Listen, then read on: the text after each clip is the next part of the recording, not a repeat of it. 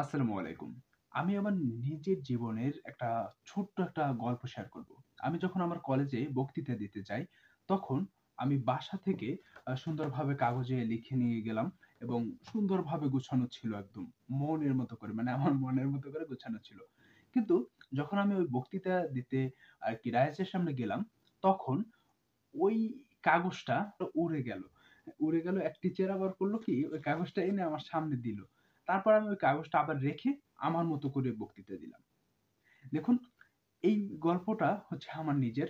আমি আমার এই জীবনে যত বক্তৃতা দিয়েছি, আমি কখনো দেখে বলতে পারিনি। দেখে বললে আমার কাছে মনে হয় না এরকম তাকিয়ে থাকি, তাহলে হচ্ছে সামনের যে অডিয়েন্স আছে সেটা আমি পাচ্ছি না। এটা আমি কখনোই যে আমার যত বলেন বক্তৃতা বলেন যা কিছু এটা আমার কিন্তু কলেজ লাইফেই এটা ভালোভাবে বিল্ড আপ হয়েছে। আমার স্কুল লাইফে তেমন কোনো এরকম কাজে আমি অংশগ্রহণ করিনি। এজন্য আমি আমার কলেজকে ধন্যবাদ জানাই। যাই হোক এই যে কলেজ লাইফে যে কাজটা আমি করেছি আমি কখনো বাসা থেকে লিখে যেতাম, কিন্তু ওটা দেখে বলা হতো না।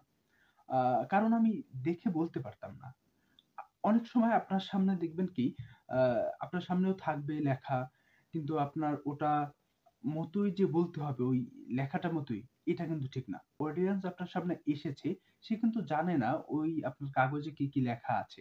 যে ওই লেখাগুলো একটা যদি আপনি মিস করে যান, তাহলে আপনার কাছে নিজের কাছে মনে হতে পারে, "না আমি একদম কি করলাম? এটা আমি কেন মিস করলাম?"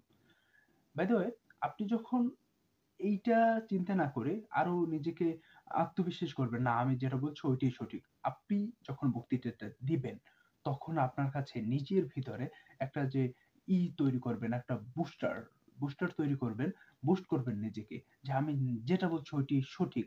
একটা প্রতিষ্ঠা করতে চাইবেন নিজেকে। তাহলেই কিন্তু দেখবেন আপনি আপনি আপনার বক্তৃতায় একটা আগ্রহ ফিরে পাচ্ছেন বা আপনার অডিয়েন্সরা আপনাকেই শুনছে। আল্লাহ হাফেজ।